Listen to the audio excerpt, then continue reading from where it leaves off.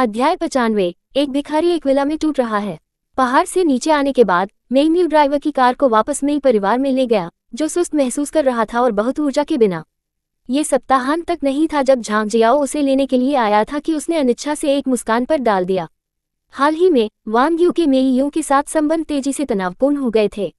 वह झांग जियो को खुश करने और उनके वैवाहिक संबंध को कम करने के लिए इस अवसर का उपयोग करना चाहती थी।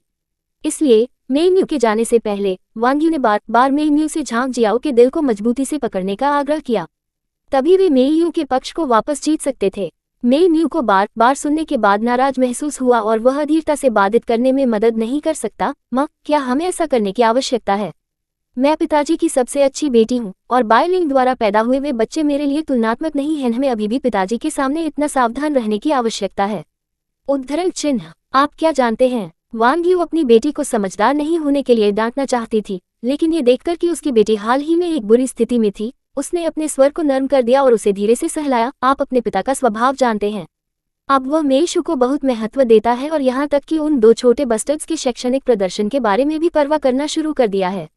यदि आप अच्छा व्यवहार नहीं करते हैं, तो क्या आप वास्तव में मेई को कंपनी के अधिकांश शेयरों को विरासत में देखना चाहते हैं और हमारे वित्तीय स्रोत को नियंत्रित करते हैं? उद्धरण चिन्ह। ऐसा नहीं हुआ। मेई तुरंत पीछे हट गया। ठीक है, एक पता है कि क्या करना है। माँ, बस आराम करो। एक ये सुनिश्चित करेगा कि पिताजी को पता है कि मेई परिवार का सबसे उत्कृष्ट बच्चा मैं हूँ। ये सही है। वांग यू ने उसकी प्रशंसा की और उसे अपनी शाम की पोशाक को साफ करने में मदद की। आज रात तुम सबसे खूबसूरत युवा महिला बनोगी। वह फैशन के लिए अपनी आंखों में आश्वस्त थी और इस बार उसने मेई के संगठन के लिए सबसे लोकप्रिय डिजाइन चुना, जिसमें कुल 3 मिलियन खर्च हुए। ये सब उसकी बेटी को मेई परिवार की सच्ची राजकुमारी की तरह दिखना था। बेशक, मैं निश्चित रूप से आज रात के भोज में ध्यान देने का केंद्र बन जाऊंगा। मेई में भी भाग लेने की योग्यता नहीं है, उसे मेरे साथ क्या तुलना करना है? मेई ने खुद को पूर्ण लंबाई वाले दर्पण में आत्मविश्वास से देखा। वांग यू ने अपनी बेटी के कंधे के चारों ओर अपना हाथ रखा। मेरा बच्चा निश्चित रूप से उस सस्ते कमीने से 100 गुना बेहतर है। ठीक है, श्री झांग नीचे की ओर है, उसे इंतजार नहीं करते। मेई ने सिर हिलाया और कमरे से बाहर चला गया और वह मेई में बाहर जा रही थी। मेई ने धीरे से उससे संपर्क किया और उसे सिर से पैर तक स्कैन किया। आज रात मैं झोंग परिवार के स्वागत भोज में मेई परिवार का प्रतिनिधित्व करूंगा। यदि आपके पास कुछ भी नहीं है, तो आप बेहतर घर पर रहेंगे और अपने भाइयों को बचाते हैं। हमारे कपड़े पहने हुए हमें शर्मिंदा न करें। मेई ने उसे बेवजह देखा। क्या आपने गलत दवा ली है? मैं भी झोंग परिवार के भोज में जा रहा हूँ। आप? मेई ने स्पष्ट रूप से विश्वास नहीं किया। मेरे साथ मजाक मत करो। इसके अलावा क्या आप ये भी जानते हैं कि यह भोज किस तरह का अवसर है? क्या आप इस शॉर्ट स्लीव टी शर्ट और जीन्स में जाने की योजना बना रहे हैं? उद्धरण चिन्ह। उसके और एक भिखारी के बीच एक विला में क्या अंतर है? वह नफरत करती थी कि मेई ने हमेशा एक आम की तरह कपड़े पहने थे। ऐसे कपड़ों में उसके बगल में खड़े होकर वह शर्मिंदा महसूस कर रही थी। वह सच्ची मिस मेई थी जो अपने माता पिता की आंखों का सेब थी। बेशक, उसे भव्य रूप से कपड़े पहनना था। उसकी अलमारी में कपड़ों का प्रत्येक टुकड़ा एक भाग्य के लायक था, न कि उसकी ड्रेसिंग टेबल पर गहने का उल्लेख करने के लिए जिसमें सैकड़ों हजारों की संख्या है। इसके विपरीत मेई के पास कोई सभ्य पोशाक नहीं थी। वह केवल मेई परिवार की प्रतिष्ठा का अपमान था। मैं जो पहनता हूँ उसका आपसे कोई लेना देना नहीं है। मेई उससे निपटने के लिए परेशान नहीं हो सकता है और सीढ़ियों से नीचे चला गया। मेई उसे पकड़ने के लिए बाहर पहुंचे। वहीं रहो। क्या आप झांग जियाओ को बहलाने और उसे भोज में ले जाने के लिए सहमत होने की कोशिश कर रहे हैं? सपने देखते रहो। आज रात श्री झांग केवल मुझे अपने साथी के रूप में कर सकते हैं। उद्धरण चिन्ह। मेई ने अपनी बांह को अधीरता से वापस खींच लिया। यदि आप मुझे परेशान करते हैं, तो मुझे दोषी होने के लिए दोषी नहीं ठहराया। इस दुनिया में शायद केवल मेई झांग जियाओ को एक खजाने की तरह मानते थे। उसने झांग जियाओ के साथ किसी भी संबंध का तिरस्कार किया। जब मेई ने सुना कि मेई ने उसे धमकी देने की हिम्मत की, तो उसे इतना गुस्सा आ गया कि वह मेई के चेहरे को आगे बढ़ाना चाहती थी। मेई ने कहा, ये वही है जो आपने मांगा। उसने मेई की कलाई को पकड़ लिया और उसकी पकड़ कस दी। मेई ने दर्द में जीत हासिल की और उसे कोई संदेह नहीं था कि अगर वह नहीं देती, तो मेई वास्तव में उसकी कलाई को तोड़ देती। BTCH, वह इतनी मजबूत कैसे हो सकती है? हड्डियों की दरार की आवाज अचानक गलियारे में गूंजती थी। मेई दर्द में रोया, किसी भी लंबे समय तक पकड़ने में असमर्थ और दया के लिए भीख मांगने में असमर्थ। मुझे जाने दो, मेई।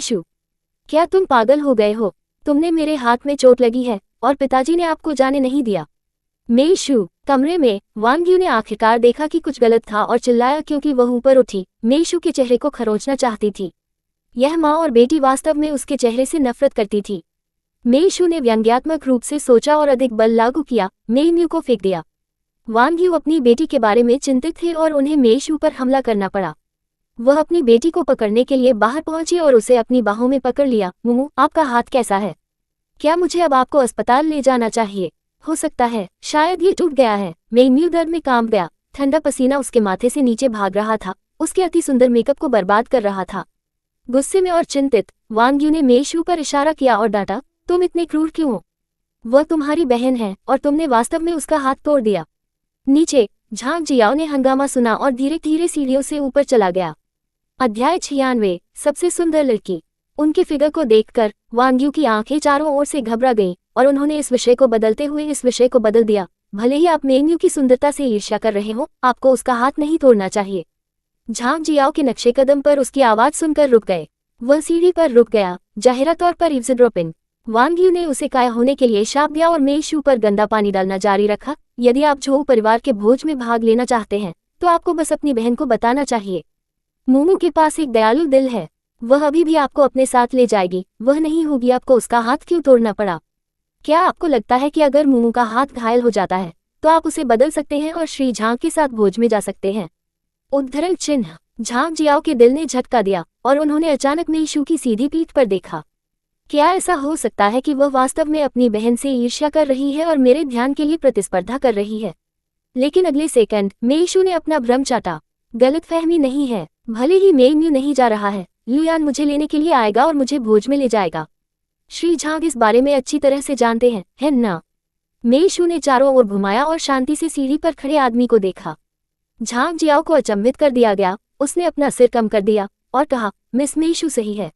एक पता है। वांग यू दंग रह गया और उसने अपना मुंह चौड़ा कर दिया, लेकिन एक शब्द भी नहीं कह सकता था। मेइशू के बारे में झांग जियाओ कैसे जान सकता था? जब वह और उसकी बेटी उस दिन कपड़े बदलने के लिए कमरे में वापस चली गई तो वह कितनी चूक गई थी। मेइम्यू का चेहरा दर्द में घुस गया।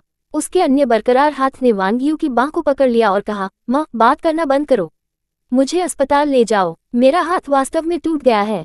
उद्धरण चिन्ह। अब वांग यू को अब मेइशू से निपटने का मूड नहीं था। वह बस अपनी भयंकर रूप से घबरा गई और अपनी बेटी को सीढ़ियों से नीचे मदद की। झांग जियाओ ने मेइम्यू को लेने की पहल की। मुझे ये करने दो, मैं मिस मेइम्यू को अस्पताल ले जाऊंगा। यह इस तरह से तेजी से होगा। बहुत बहुत धन्यवाद श्री झांग। वांग यू ने राहत की सांस ली और नीचे की ओर ध्यान से उसका पीछा किया।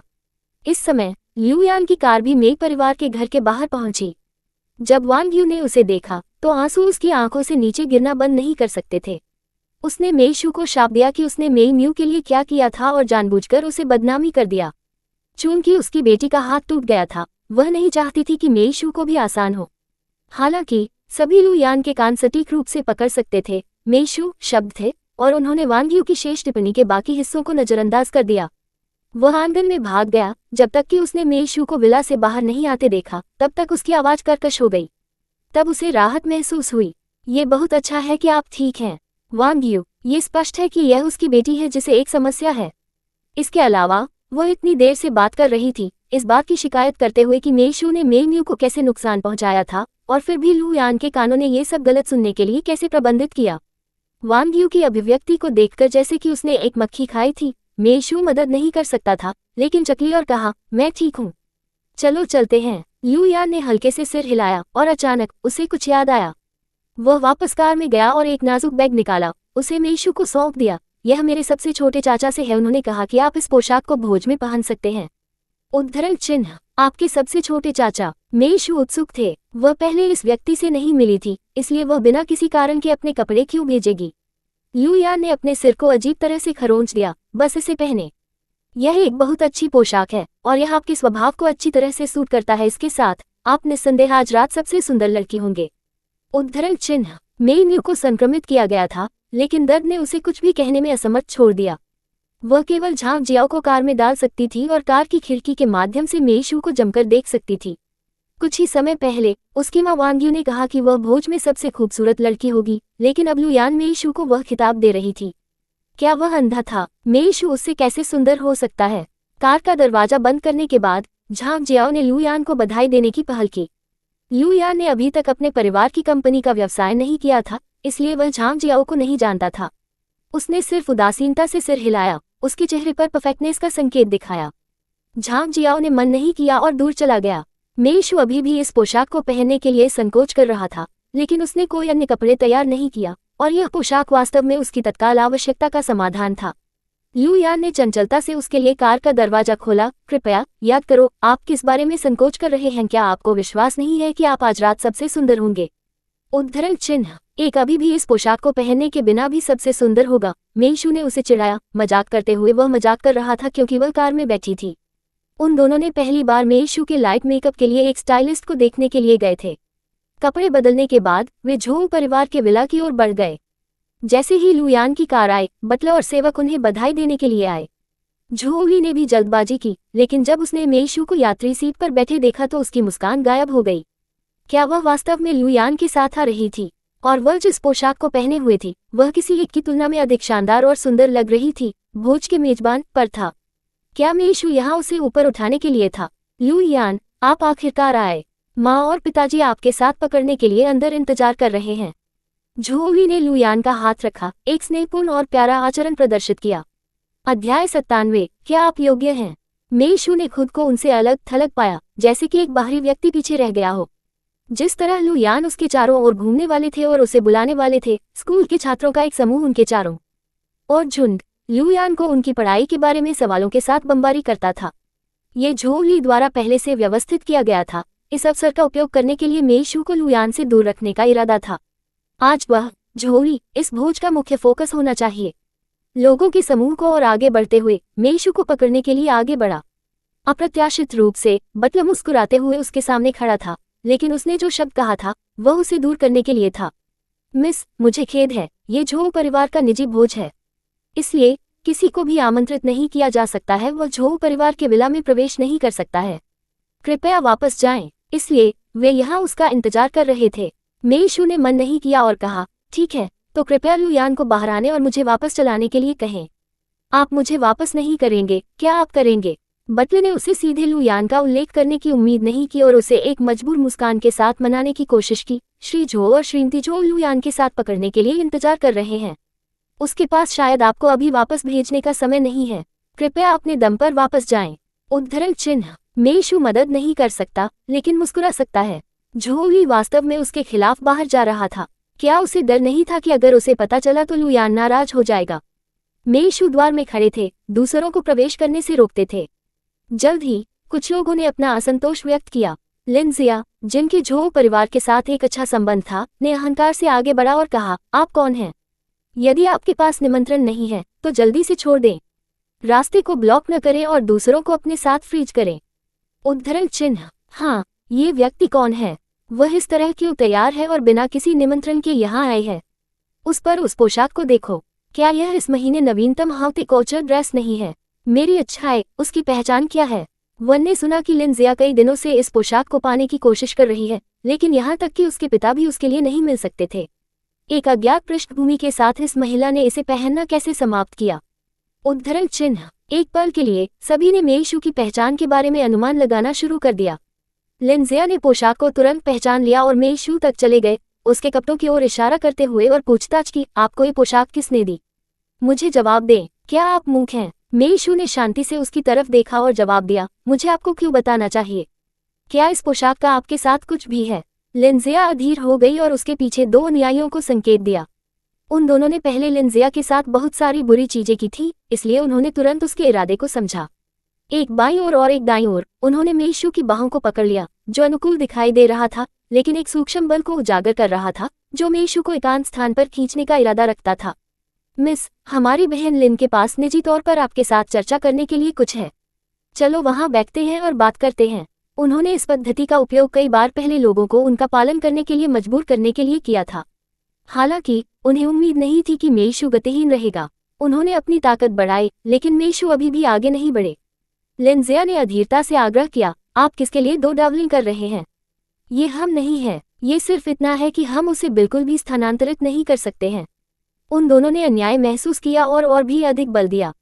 बेकार, मुझे खुद इसे संभालने दो। लिनजिया ने उस पोशाक पर बंद कर दिया था जो मेई शू ने पहना था और खुद के लिए दावा करने का अवसर जब्त करना चाहता था। स्वाभाविक रूप से वह थोड़ी उत्सुक लग रही थी। वह मेई शू का हाथ पकड़ने के लिए पहुंची, लेकिन एक बार टॉगल करने के बाद वह मेई शू को बिल्कुल नहीं ले जा सका।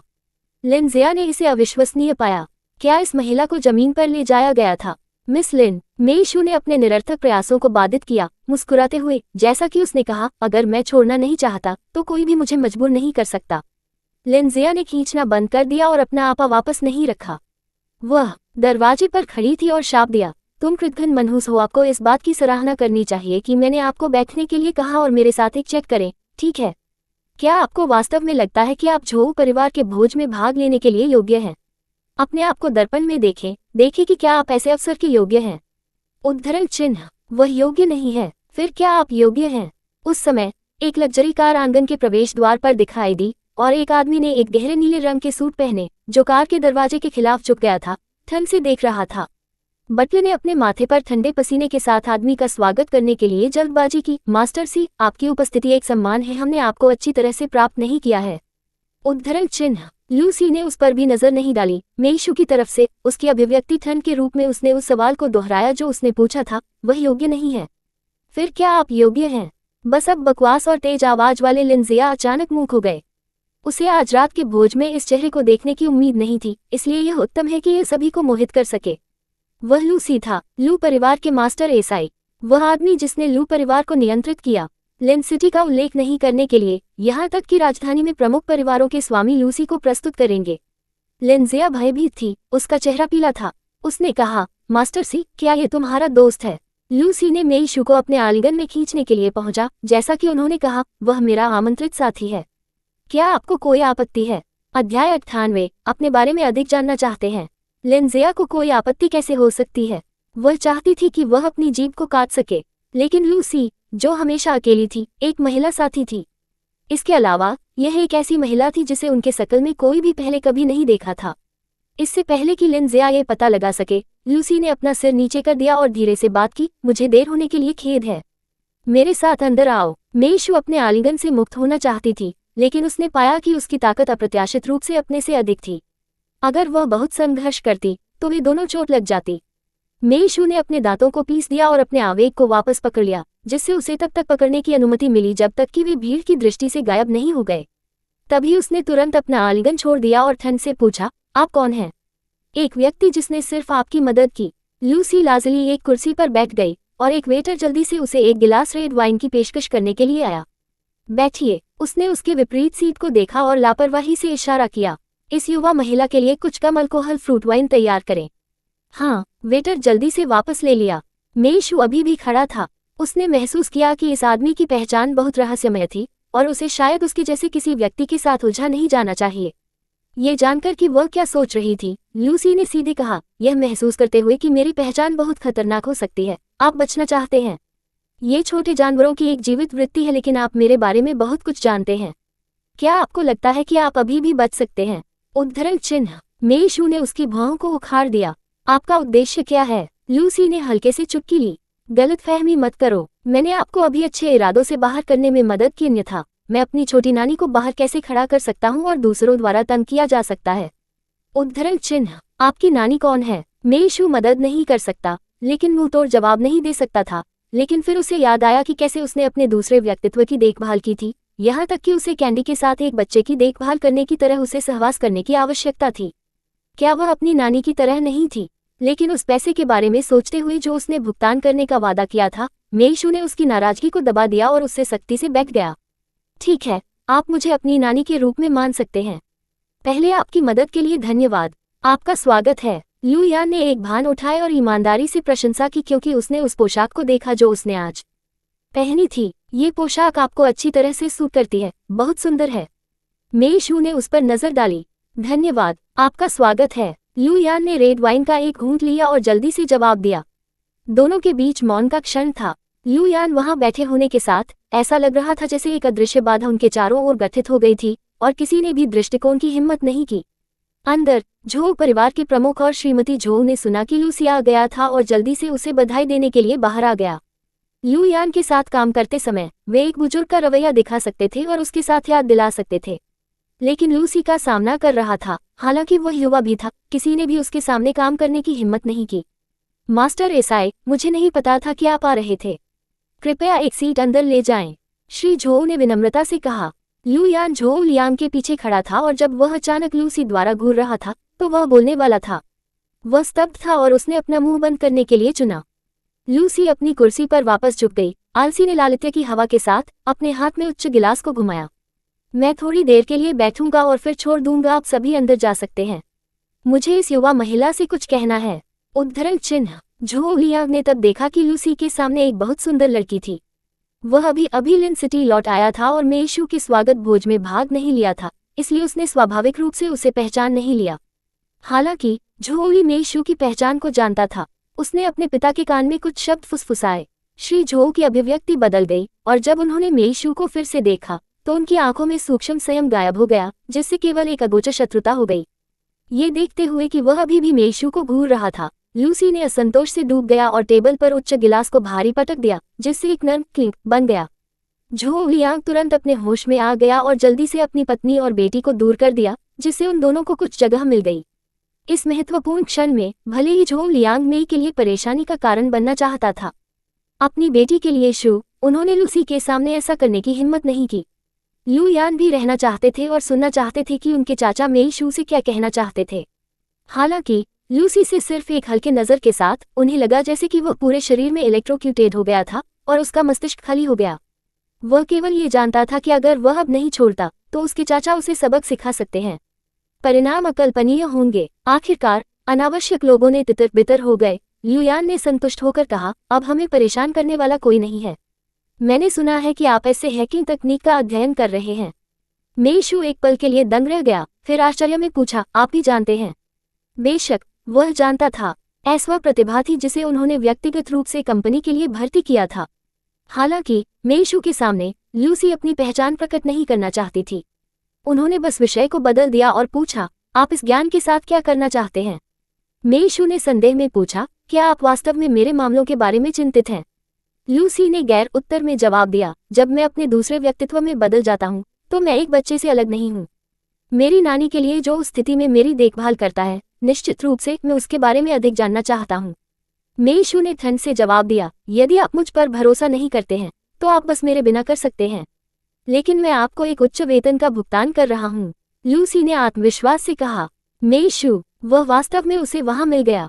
हालांकि उसे यह पैसा नहीं था, लेकिन वह स्वाभाविक रूप से पैसे कमाने के लिए इस तरह के अच्छे अवसर को जब्त करना चाहती थी।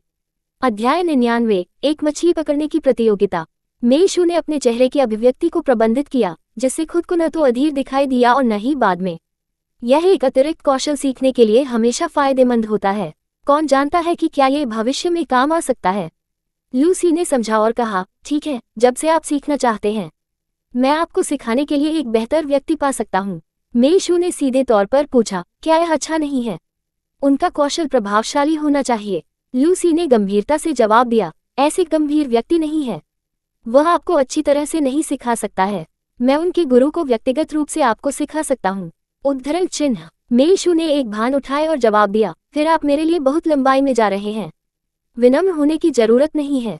लूसी एक अच्छे मूड में लग रहा था और अपने वाइन ग्लास से एक बड़ा घूंट लिया, जो उसके चेहरे पर दिखाई देने वाला ब्लश का संकेत था। मेइशू ने अनुमान लगाया कि वह शायद अच्छी तरह से शराब नहीं संभाल सकता है, इसलिए उसे नशे में होने के बाद अचानक एक एपिसोड होने से रोकने के लिए उसने उसे आगे पीने से रोक दिया। उसने अपना गला साफ किया और एक निष्क्रिय बहाने के साथ आए, एक झोउ परिवार की जगह को काफी सुंदर ढूंढने कैसे आप मुझे टहलने के लिए चारों ओर ले जाते हैं। उद्धरण चिन्ह। इसके बारे में क्या सुंदर है? लूसी ने झांसा दिया, लेकिन उसने अभी भी अपने वाइन ग्लास को नीचे रखा और उसे टहलने के लिए ले गया। लूसी के लिए धन्यवाद। विभिन्न मतलब है कि झोउली ने विशेष रूप से मेइशू के लिए तैयार किया था, जो पहले सभी बेकार थे। वह केवल नफरत से उन दोनों को दूर से कंधे से कंधा मिलाकर देख सकती थी, क्योंकि लुयान की टकटकी ने कभी मेइशू को नहीं छोड़ा।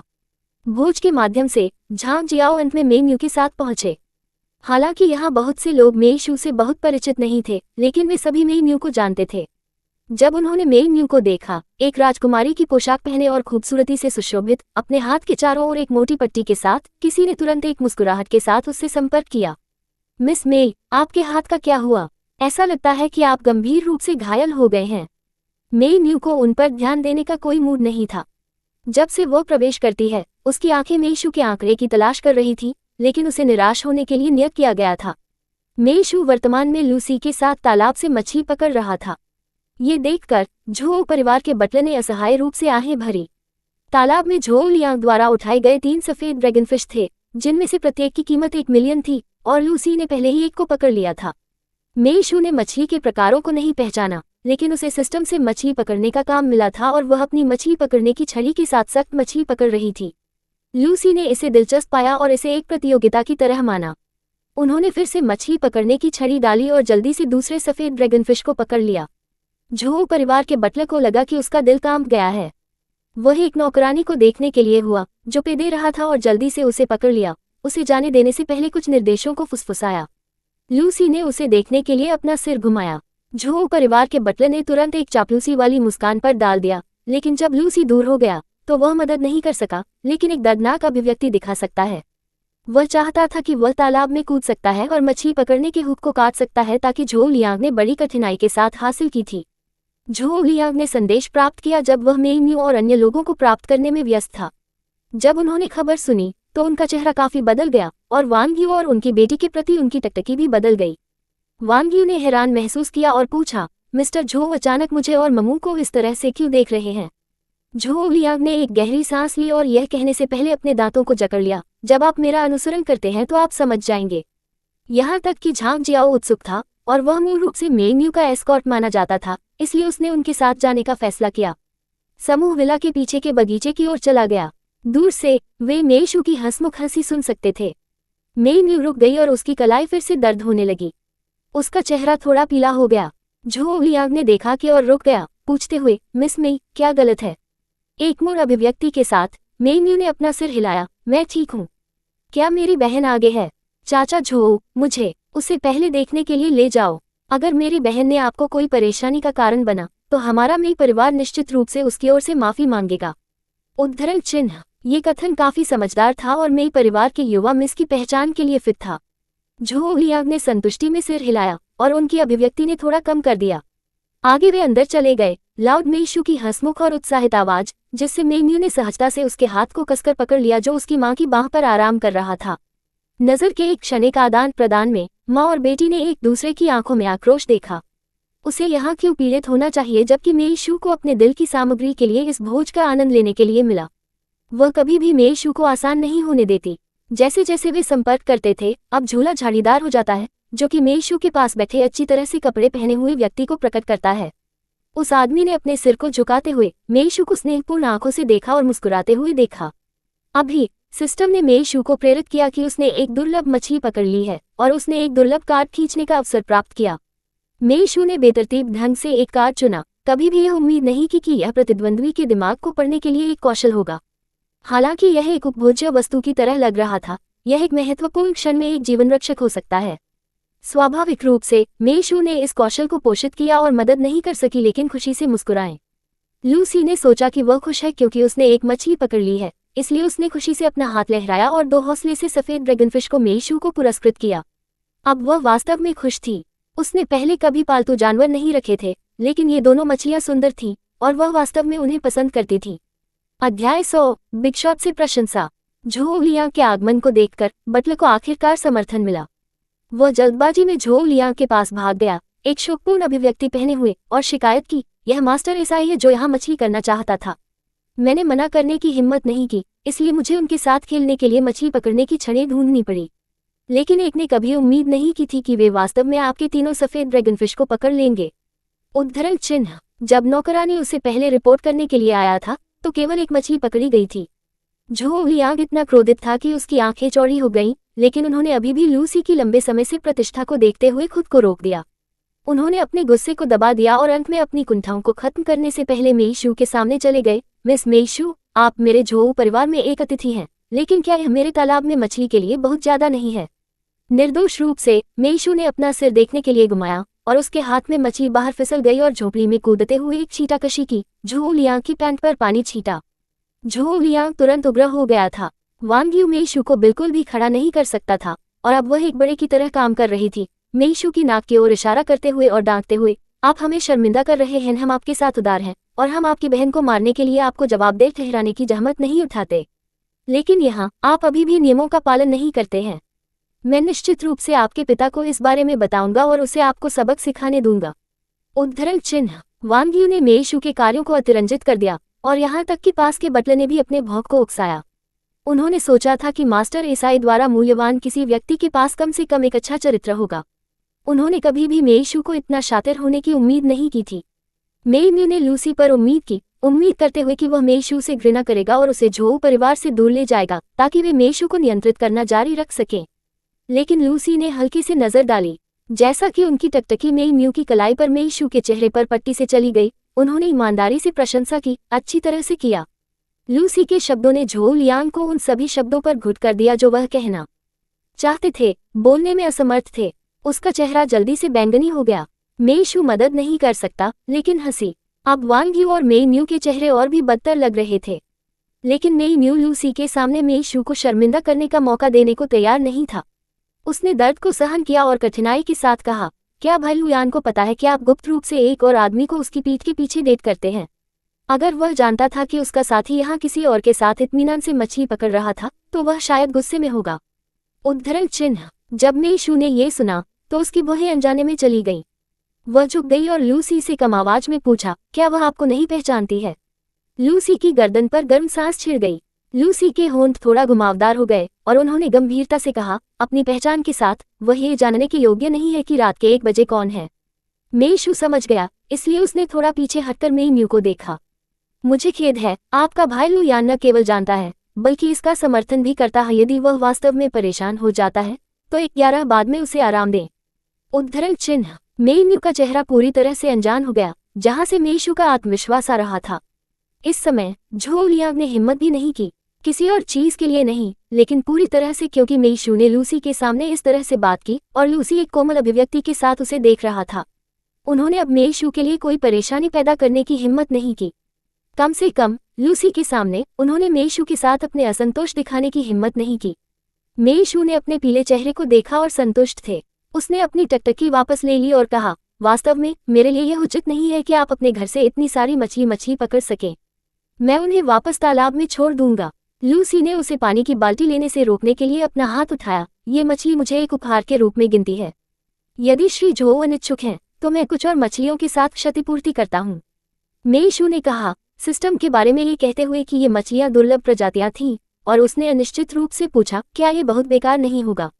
वास्तव में मुझे नहीं पता कि मछली को कैसे उठाया जाए। चलो उन्हें दूर ले जाने के बारे में भूल जाते हैं। लूसी ने हल्के से मुस्कुराया और कहा, यह आपके ऊपर है। झोउ लियांग ने राहत की सांस ली। हालांकि उन्होंने अपनी बेटी को इस बार मेइशू के साथ सौदा करने में मदद नहीं की, लेकिन कम से कम इन कीमती मछलियों को बचाया गया। उन दोनों को अपनी बातचीत में डुबो दिया गया, पूरी तरह से सभी को अनदेखा कर दिया। मेइशू की सौतेली मां के रूप में वांग यू ने महसूस किया कि उनकी गरिमा को चुनौती दी जा रही है। वह अपने कूल्हों पर अपने हाथों से मेइशू के सामने खड़ी थी और कहा, क्या आपने नहीं सुना कि ये कभी क्या कहा है? आप जल्दी से मछली छोड़ते हैं और श्री झोउ से माफी मांगते हैं, अन्यथा मैं आपके पिता को बताऊंगा और आप फिर से ग्राउंडेड हो जाएंगे। उद्धरण चिन्ह। मेइशू ने अपने भौहों को फुलाया और सीधे उसके सामने खड़े हो गए। यदि आपके पास वास्तव में क्षमता है तो आओ और मेरे साथ खुद को दबा देने के लिए हमेशा उपयोग करने के बजाय मेरे साथ व्यवहार करें। इसके अलावा मेइ म्यू का हाथ घायल हो गया क्योंकि उसने अपनी सौतेली बहन को मारने की हिम्मत की। एक वापस लड़ाई लड़ी क्योंकि बड़ी बहन के रूप में मुझे उसे सबक सिखाने की जरूरत थी। यदि आप अपनी बेटी को नहीं संभाल सकते हैं तो मैं आपकी देखभाल कर सकता हूँ। झांग जियाओ उसके बगल में खड़ी फ्रेल लड़की को आश्चर्यचकित करता था जो गिरने वाला था। तो मेइ म्यू घायल हो गया क्योंकि उसने पहले मेइशू को मारा था। यह उसके कोमल और नर्म आचरण से मेल नहीं खाता है। अध्याय 101। मुझे लड़ना पसंद है। मेइ म्यू ने अनिच्छा से अपने चेहरे पर गुस्से को दबा दिया और इसके बजाय अपनी कलाई को आधे अधूरे कर दिया, एक दयनीय अभिव्यक्ति दिखाते हुए, बहन, एक ने आपको हित करने का इरादा नहीं किया। आपने वास्तव में मुझे गलत समझा। आप मेरी बहन हैं, मैं आप पर हाथ रखने की हिम्मत कैसे कर सकता हूँ? इसके अलावा मैं इतने सालों से लिन सिटी में हूँ। क्या किसी ने कभी सुना है कि एक में कोई व्यक्ति जो लड़ना पसंद करता है? उद्धरण चिन्ह। उसने विश्वास के साथ यह कहा। उसने कभी किसी का सामना कभी नहीं किया था। वह हमेशा पीठ में लोगों को चाकू मारती थी और सतह पर कोमल और दयालु होने का नाटक करती थी। मेइशू कुछ हद तक मेइ म्यू की दयनीय रूप से दयनीय उपस्थिति के आदी थे, इसलिए जब वह पहली बार उसे देखती थी तो उसने उतना घृणा महसूस नहीं की थी जैसा कि उसने किया था। अब वह शांति से पीछे हट गई, लेकिन मुझे लोगों के साथ लड़ना पसंद है। मेरे पास बहुत सारी ताकत है जो वन का उपयोग नहीं कर सकता। यदि आप मुझे भड़काने की हिम्मत करते हैं तो आप परिणामों का सामना करेंगे। उद्धरण चिन्ह। ये कहने के बाद मेई शू ने चारों ओर घुमाया और मछली को वापस तालाब में छोड़ दिया। उसने अपने हाथों को ताली बजाए और झोउ लियांग को देखा। वे अब आपके पास वापस आ गए हैं। श्री झो आपके देखने के लिए एक अच्छा नजर डालते हैं कि क्या आपकी मछली के साथ कोई समस्या है। यदि आप पुष्टि करते हैं कि भविष्य में आपकी मछली के साथ किसी भी समस्या का मुझसे कोई लेना देना नहीं होगा। उद्धरण चिन्ह। झोउ लियांग ने एक कड़वी मुस्कान के साथ तालाब में नजर डाली, ये पुष्टि करते हुए कि 3 दुर्लभ मछलियां वास्तव में खुशी से तैर रही थीं। उन्होंने थोड़ा आराम किया। मिस मे लूसी ने मेई शू के पीछे शांति से खड़ा किया और उसका समर्थन किया। श्री झोउ, अगर सब कुछ सुलझा लेता है तो हम अपनी छुट्टी ले लेंगे। झोउ लियांग ने जल्दी से उन्हें देखने की पेशकश की। हालांकि आधे रास्ते के माध्यम से लूसी ने अचानक बंद कर दिया और अपना सिर थोड़ा घुमाया, पीछे मुड़कर देखा। वैसे एटिस मेई शू मेरे दोस्त हैं। मुझे उम्मीद है कि भविष्य की किसी भी समारोह में उसे शामिल किया गया था। कोई भी ऐसा नहीं होगा जिसे वह मौजूद नहीं है। उद्धरण चिन्ह। झोउ लियांग एक पल के लिए दंग रह गया, लेकिन जल्दी से समझ गया। उन्होंने बार बार सिर हिलाया। मास्टर सी, मुझे याद है कि लूसी अंत में मुस्कुराया और अपने प्रवेश के साथ छोड़ दिया। हालांकि इस समय मेई म्यू और वांग यू ने पीला हो गया था और उनके चेहरे पर रंग का कोई निशान नहीं था। वास्तव में वह व्यक्ति कौन था? झोउ लियांग ने उसे प्रस्तुत किया और उसकी हर आज्ञा का पालन किया, और अब उसने उन्हें भविष्य के किसी भी समारोह में मेई शू से बचने के लिए कहा। उसे ऐसी शक्ति किसने दी? मेई म्यू और वांग यू के आसपास लूसी के साथ घटनाओं में भाग लेने के लिए योग्य नहीं थे। इसके अलावा लूसी अभी राजधानी से लौटे थे, इसलिए कई व्यवसायी लोग थे जिन्होंने उसे व्यक्तिगत रूप से नहीं देखा था। झांग जियाओ को लूसी की पहचान नहीं पता था, लेकिन झोउ लियांग के रवैये को देखते हुए वह बता सकता है कि यह व्यक्ति किसी के साथ खिलवाड़ नहीं करना था। अप्रत्याशित रूप से मेई परिवार से युवा मिस इस तरह के एक दुर्जय व्यक्ति से दोस्ती करने में सक्षम थी। झांग जियाओ ने उसे न्यूफाउंड प्रशंसा के साथ देखना शुरू कर दिया। दूसरी ओर मेई म्यू ने अपनी मां की मदद से मेई शू पर अत्याचार करने की कोशिश की थी, लेकिन वह पूरी तरह से अपमानित हो गई। वह स्पष्ट रूप से मूर्ख और अक्षम थी, लेकिन जितना अधिक एक महिला इस तरह थी, उतने ही झांग जियाओ ने उसे पसंद किया। उन्होंने अपने हाथ की हथेली में लोगों को नियंत्रित करने की भावना का आनंद लिया। मेई म्यू ने अपने मूल दिमाग को पूरी तरह से संतुष्ट किया। इसलिए भले ही वह जानता था कि मेई म्यू ने किसी ऐसे व्यक्ति को नाराज कर दिया था जिसे उसके पास नहीं होना चाहिए था, फिर भी उसने उसे कोमल शब्दों के साथ संपर्क किया। मिस सेकंड, एक पता है कि आज आप अन्याय कर चुके हैं। यदि आप बुरा नहीं मानते हैं तो मैं आपको आराम करने के लिए पास में ड्राइव के लिए कैसे ले जाता हूँ। उद्धरण चिन्ह। इस तरह की घटना का अनुभव करने के बाद मेई म्यू को अब भोज के साथ जारी रखने का मूड नहीं था। इसके अलावा वह वास्तव में अब परेशान थी, इसलिए बिना ज्यादा सोचे वह सहमत हो गई। वांग यू को पता था कि झांग जियाओ कोई ऐसा व्यक्ति नहीं था जिसे वे अपमानित कर सकते थे, इसलिए उसने चतुराई से सुझाव दिया कि वह अपने घर पर घर जाएगी और झांग जियाओ को अपने मामलों को समाप्त करने के बाद मेई म्यू को वापस भेजने दें। झांग जियाओ ने पूरी तरह से एक विचारशील और देखभाल करने वाले सज्जन की भूमिका निभाई, जो रात के खाने से पहले व्यक्तिगत रूप से मेई म्यू को घर भेजने का वादा करती है। इस झटके का सामना करने के बाद इसने वांग यू को थोड़ा आराम दिया। यद्यपि झोउ परिवार में भोज पूरी तरह से मेई शू द्वारा बर्बाद कर दिया गया था, लेकिन झांग जियाओ पर जीतने में सक्षम होना उनके प्रयासों के लिए थोड़ा पेबैक था। वांग यू के जाने के बाद झांग जियाओ मेई म्यू को समुद्र के किनारे ले गया। लिन सिटी में गर्मियों में झुलस रहा था, लेकिन केवल समुद्र के किनारे में पूरे साल एक ताज़ा हवा थी, जैसे कि यह तुरंत लोगों के दिलों में उदासी को दूर कर सकता है। जैसा कि मेई म्यू कार से बाहर निकला, उसकी अभिव्यक्ति एक दुर्लभ क्षण के लिए आराम करती थी। झांग जियाओ ने चुपचाप उसके पीछे पीछा किया और उसके मूड में आसानी देखकर उसने पूछताछ करने की कोशिश की। तुम्हारी माँ ने कहा कि तुम्हारी बहन ग्रामीण इलाकों से लौट आई, इसका क्या मतलब है? मेई शू का उल्लेख करते हुए मेई म्यू ने असहज महसूस किया। हालांकि झांग जियाओ का सामना करते हुए उसने आदतन शिकायत के एक मुखौटे पर डाल दिया। मेरी बहन के पास एक गर्म स्वभाव था, इसलिए मेरे पिता ने उसे पुनरावृत्ति के लिए ग्रामीण इलाकों में भेजा। वह हाल ही में घर वापस लाया गया था। कौन जानता है कि उसकी हालत वास्तव में सुधार नहीं हुई है। आज उसने भी मुझ पर हमला किया, लेकिन वह मेरी बहन है और एक वास्तव में उससे नफरत नहीं करता है। उद्धरण चिन्ह। झांग जियाओ ने टिप्पणी नहीं की और अस्थायी रूप से पूछा, मिस सेकंड, आपके कोमल और दयालु प्रकृति के साथ स्कूल में कई लड़कों का पीछा करना चाहिए। क्या आपके पास कोई ऐसा व्यक्ति है जिसे आप पसंद करते हैं? मेई म्यू को उम्मीद नहीं थी कि झांग जियाओ से मिले जाने के कुछ दिनों बाद ऐसा सवाल पूछेंगे। उसका चेहरा शर्मीलेपन में लाल हो गया। मैं कॉलेज प्रवेश परीक्षा लेने वाला हूँ। मैं अभी के लिए अपनी पढ़ाई पर ध्यान केंद्रित करना चाहता हूँ। और मैं किसी और चीज के बारे में नहीं सोच रहा हूँ। अध्याय 102 विवाह गठबंधन। नए सेमेस्टर की शुरुआत के बाद सभी का ध्यान अपनी पढ़ाई पर लौट आया। हालांकि कक्षा में वातावरण अजीब तरह से तनावपूर्ण था। स्व अध्ययन के दौरान पूरे ग्रेड के सभी शिक्षकों को एक बैठक के लिए प्रिंसिपल के कार्यालय में बुलाया गया था। शिक्षकों की अनुपस्थिति में केवल क्लास मॉनिटर चेन हाउ अनुशासन के प्रभारी थे। वह आसान था और छात्रों को सवालों पर चर्चा करने से सख्ती से मना नहीं किया था, इसलिए सहपाठी उसकी मौन अनुमोदन के तहत उत्तरों का आदान प्रदान कर रहे थे।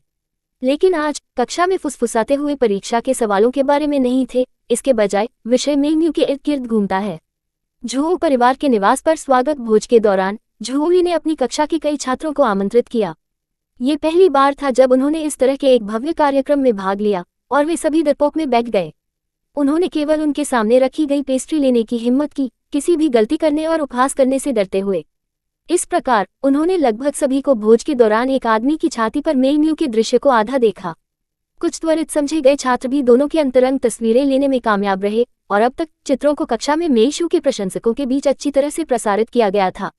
यह एक गलतफहमी होनी चाहिए, उद्धरण चिन्ह। लेकिन दूसरी तरफ खड़ी महिला को मेन्यू की मां होना चाहिए। अगर वह खड़ी नहीं हो सकती है तो वह अपनी मां पर झुक सकती थी। वह एक आदमी से क्यों चिपकी हुई थी? मैं आपको बता रहा हूँ, उस आदमी को मेन्यू का रिश्तेदार होना चाहिए। शायद वह उसका भाई हो। मेन्यू शुद्ध और निर्दोष है और वह कभी भी ऐसी चीजें नहीं करेगी। उद्धरण चिन्ह। वेन मियाओ ने भी चुपके से फोटो पर नजर डाली। फोटो में आदमी स्पष्ट रूप से मेन्यू की तुलना में बहुत पुराना था। यहाँ तक कि अगर वह मेन्यू का भाई था तो उन्हें सार्वजनिक रूप से इतना अंतरंग नहीं होना चाहिए। वे पहले से ही वयस्क थे, इसलिए वे दूसरों के सामने ऐसा कैसे व्यवहार कर सकते थे? इसके अलावा मेन्यू के प्रति आदमी की टकटकी स्पष्ट रूप से निर्दोष नहीं थी। वेन मियाओ के विचार में इन दोनों के बीच कुछ गड़बड़ होनी चाहिए। इस विचार को ध्यान में रखते हुए वेन मियाओ ने नीचे गिरा दिया और मेन्यू के डेस्क पार्टनर को चुप कर दिया। उसने हल्की से अपनी कमर को पोप किया, जिससे वह सीटों को स्विच करने के लिए संकेत दे रही थी। उसके डेस्क पार्टनर ने मेन्यू पर नजर डाली, जो अभी भी उसके टेस्ट पेपर पर केंद्रित था, और समझौते में सिर हिलाने से पहले संकोच किया। सीटों को बदलने के बाद वेन मियाओ मेन्यू के बगल में बैठे और धीरे से उसके कंधे को थपथपाया। मैंने लुयान से नोटों की नकल करना समाप्त कर दिया। यहाँ आप जाते हैं। धन्यवाद। मेन्यू ने नोट्स को केवल एक त्वरित नजर के साथ दूर रखा। आप स्वागत करते हैं। यदि आपको कुछ और चाहिए तो पूछने के लिए स्वतंत्र महसूस करें। बात करते समय उसने अपने टेस्ट पेपर पर जवाब लिखना जारी रखा, पूरी तरह से गड़बड़ी से अप्रभावित। वेन मियाओ कुछ शर्मनाक रूप से मुस्कुराया। एक बात एक आपके साथ व्यक्तिगत रूप से पुष्टि करना चाहते हैं। मेन्यू ने अपनी कलम को रोक दिया और वेन मियाओ को देखा, हैरान किया। यह क्या है? वेन मियाओ ने रहस्यमय तरीके से कहा, कल झोउई के भोज में मेन्यू वास्तव में एक आदमी के साथ भाग ले रहा था और वे बहुत करीब लग रहे थे। मेन्यू ने अपने भौंक को उकसाया, याद करते हुए कि झांग जियाओ ने कल मेन्यू को अस्पताल ले गया। अचानक उसकी अभिव्यक्ति ने आराम किया। वह मेरे पिता के व्यापारिक भागीदार हैं और उन्होंने एक साथ भोज में भाग लिया, लेकिन उनके रिश्ते के लिए मुझे नहीं पता। व्यापारिक भागीदार, इसलिए वे एक व्यावसायिक गठबंधन के लिए शादी करने जा रहे थे। एक पल में वेन मियाओ के दिमाग में एक पूरा टीवी नाटक सामने आया। उसने मेन्यू के कंधे को थपथपाया और कहा, मेन्यू के पास कुछ के बाद कुछ उपयोग है। कम से कम जब वह आपके परिवार के व्यवसाय के लिए उस आदमी से शादी करती है तो आप एक ऐसे व्यक्ति को चुन सकते हैं जिसे आप वास्तव में पसंद करते हैं।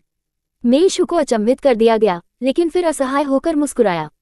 वेन मियाओ वास्तव में एक शीर्ष छात्र था, लेकिन कभी कभी वह इतनी भोली हो सकती है। यदि उसके पिता एक व्यवसाय गठबंधन बनाने के लिए अपनी शादी का उपयोग करना चाहते थे तो वह इस तरह के भाग्य से बचने में सक्षम नहीं होगा, चाहे वह कोई भी हो। मेन्यू क्या करेगी? हालांकि जीवन में इस दूसरे मौके में मेन्यू केवल आराम से जीना चाहते थे, इसलिए भले ही मेन्यू ने उसे किसी से शादी करने के लिए मजबूर किया हो, वह कभी भी प्रस्तुत नहीं करेगी।